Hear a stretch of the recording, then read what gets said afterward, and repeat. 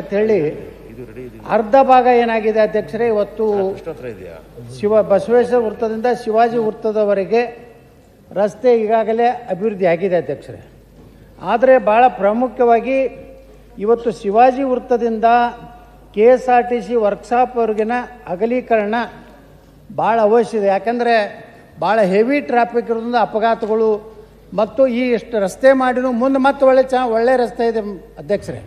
ಅದಕ್ಕೆ ಇದೊಂದು ಏನು ನಡಬರಕ್ಕೆ ಪ್ಯಾಚ್ ಇದೆಯಲ್ಲ, ಅದು ಈಗಾಗಲೇ ಹಿಂದೆ ಅಂದಾಜು ಮಾಡಿದ್ರು ಸುಮಾರು 15,65,00,000 ಆಗಿತ್ತು ಅಧ್ಯಕ್ಷರೇ.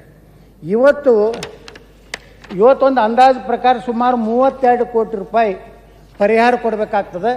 ಈ 32 ಕೋಟಿ ರೂಪಾಯಿ ಮಾನ್ಯ ಸಚಿವರು ನಮ್ಮ ವಿಜಯಪುರ ನಗರಕ್ಕೆ ವಿಶೇಷ ಅನುದಾನ ಕೊಟ್ಟರೆ ನಾವು ರಸ್ತೆ ಏನಿದೆ ಅಧ್ಯಕ್ಷರೇ, ನಾವು ಇದರಲ್ಲಿ ಏನು ನಮ್ಮ PWDಯಲ್ಲಿ ಯಾವುದಾದ್ರೂ ಯೋಜನೆಯಲ್ಲಿ ನಾವು ಮಾಡ್ಕೊಂಡು ಸುಮಾರು 10 ಕೋಟಿ ರೂಪಾಯಿ ಬೇಕಾಗ್ತದೆ ರಸ್ತೆಗೆ. ಅದಕ್ಕೆ ಮಾನ್ಯ ಸಚಿವರಲ್ಲಿ ನಂದು ಅಷ್ಟೇ ವಿನಂತಿ, ಈ ಒಂದು ರಸ್ತೆ ಅಗಲೀಕರಣ 2 ಕಡೆ ಉಳಿದಿದೆ. ಒಂದು ಪೊಲೀಸ್ ವರಿಷ್ಠಾಧಿಕಾರಿ ಕಚೇರಿ ಇರುವಂಥದ್ದು ಮತ್ತು ಶಿವಾಜಿ ಸರ್ಕಲ್ನಿಂದ ಈ KSRTC 2ನೇ ಒಂದೇನು ಬಸ್ ನಿಲ್ದಾಣ ಆಗಿದೆ. ದಯವಿಟ್ಟು ಮಂತ್ರಿಗಳು ಆರ್ಥಿಕ ಇಲಾಖೆ ಹೆಸರು ಹೇಳಿ ತಾವು ಇದನ್ನು ನಿರಾಕರಿಸಬಾರ್ದು. 32 ಕೋಟಿ ರೂಪಾಯಿ ಕೊಡ್ಬೇಕಂತೇಳಿ ವಿನಂತಿ ಮಾಡ್ಕೊತೀವಿ. ಮಂತ್ರಿಗಳು ಸಭಾಧ್ಯಕ್ಷರೇ ಯತ್ನಾಳ್ ಸರ್ ಕೇಳಿದ್ದಾರೆ. ಸಭಾಧ್ಯಕ್ಷರೇ, ಇದಕ್ಕೆ ಮುಂಚೆ ವಿಜಯಪುರ ಮಹಾನಗರ ಪಾಲಿಕೆ ವ್ಯಾಪ್ತಿಯಲ್ಲಿ ಸಭಾಧ್ಯಕ್ಷರೇ ಅಲ್ಲಿ MG ರಸ್ತೆ ಮೊದಲನೇ ಹಂತದಲ್ಲಿ ಸುಮಾರು 135 ಆಸ್ತಿಗಳಿರ್ತವೆ ಸಭಾಧ್ಯಕ್ಷರೇ. ಅವರಿಗೆ ಸುಮಾರು 37.31 ಕೋಟಿ ರೂಪಾಯಿಗಳ ಪರಿಹಾರ ಮೊತ್ತವನ್ನು ಪಾವತಿ ಮಾಡಿ ಬಸವೇಶ್ವರ ವೃತ್ತದಿಂದ ಶಿವಾಜಿ ವೃತ್ತದವರೆಗೆ ಮಹಾಯೋಜನೆಯನ್ನು ಅಭಿವೃದ್ಧಿಪಡಿಸಿ ಸಾರ್ವಜನಿಕರ ಅನುಕೂಲಕ್ಕೆ ರಸ್ತೆ ಬಿಟ್ಕೊಟ್ಟಿದ್ದೀವಿ ಸಭಾಧ್ಯಕ್ಷ. ಈಗಾಗಲೇ ಅದು ಆಗಿದೆ ಸಭಾಧ್ಯಕ್ಷರೇ.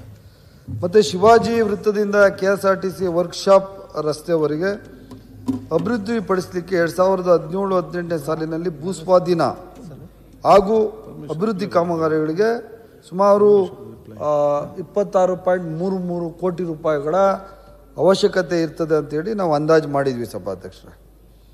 ಆದರೆ ಸದರಿ ಯೋಜನೆ ಭೂಸ್ವಾಧೀನ ಪ್ರಕ್ರಿಯೆ ಹಾಗೂ ರಸ್ತೆ ಅಭಿವೃದ್ಧಿ ಕಾಮಗಾರಿಗಳಿಗೆ ತಗುಲುವ ಮೊತ್ತದ ಕುರಿತು ಈಗ ಹೊಸದು ಮತ್ತೆ DPR ಮಾಡಬೇಕಾಗ್ತದೆ ಸಭಾಧ್ಯಕ್ಷರೇ.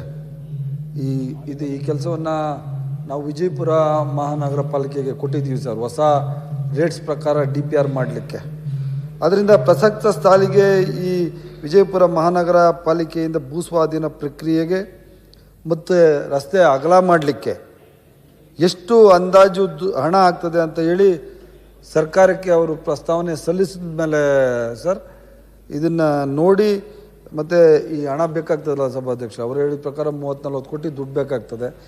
ಈ ಫೈನಾನ್ಸ್ಗೆ ಕೇಳಿ, ಮಾನ್ಯ ಮುಖ್ಯಮಂತ್ರಿಗಳು ಸಹ ಕೇಳಿ, ಮತ್ತು ಜಿಲ್ಲಾ ಉಸ್ತುವಾರಿ ಸಚಿವರು ಕೇಳಿ, ಮಾನ್ಯ ಯತ್ನಾಳ್ ಸಾಹೇಬ್ರಿಗೂ ಜೊತೆಲಿ ಕರ್ಕೊಂಡು ಈ ರಸ್ತೆಗೆ ದುಡ್ಡು ಬೇಕಾಗ್ತದೆ, ಇದು ಕೊಡಿ ಅಂತ ಹೇಳಿ ನಾನು ದುಡ್ಡು ಕೊಡಿಸ್ಲಿಕ್ಕೆ ಪ್ರಯತ್ನ ಪಟ್ಟು ಈ ರಸ್ತೆಯನ್ನು ಅವ್ರು ಏನು ಹೇಳಿದ್ದಾರೆ ಅದು ಮಾಡಿಕೊಡ್ಲಿಕ್ಕೆ ನಾನು ಮಾತಾಡ್ತೀನಿ ಸಭಾಧ್ಯಕ್ಷ. ಈಗ ನಾನು ಮಾನ್ಯ ಸಚಿವರಿಗೆ ವಿನಂತಿ ಮಾಡ್ಕೋದೇನೆ ಸುಮಾರು 30-32 ಕೋಟಿ ರೂಪಾಯಿ ಪರಿಹಾರ ಕೊಡಬೇಕಾಗ್ತದೆ. ಇನ್ನು ರಸ್ತೆ ಏನದ ನಾವು ನಮ್ಮ PWD ಯಾವುದಾದ್ರೂ ಇಲಾಖೆಯಿಂದ ನಾವು ಮಾಡ್ಕೊಲಿಕ್ಕೆ ತಯಾರಿದ್ದೀವಿ. ಅದಕ್ಕೆ ಏನು ಸುಮಾರು 129 ಜನ ಖಾಸಗಿ ಕಟ್ಟಡಗಳು ಏನದಾವು, ಆ ಕಟ್ಟಡಗಳ ಮಾಲೀಕರಿಗೆ ಪರಿಹಾರ ಕೊಡುವಂಥದ್ದನ್ನು ತಾವು ಆದೇಶ ಮಾಡಿದ್ರೆ ಇವತ್ತು ನಮಗೆ ಅದೊಂದು ಒಳ್ಳೆಯ ರಸ್ತೆ ಆಗ್ತದೆ. ಇಡೀ ವಿಜಯಪುರದಲ್ಲಿ ಅದೊಂದೇ ಮೇನ್ ರಸ್ತೆ ಮಾನ್ಯ ಸಚಿವರೇ.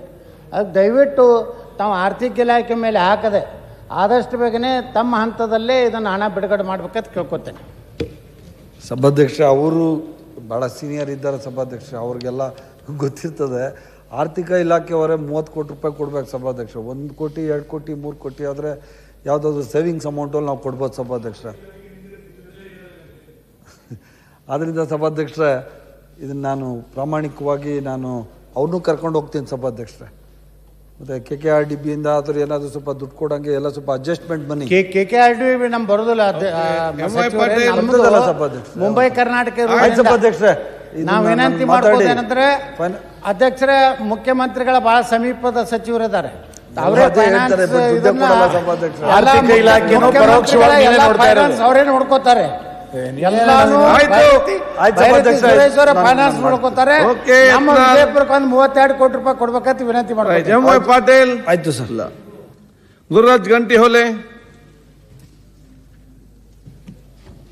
ಮಾನ್ಯ ಸಭಾಧ್ಯಕ್ಷರೇ, ತೋಟಗಾರಿಕಾ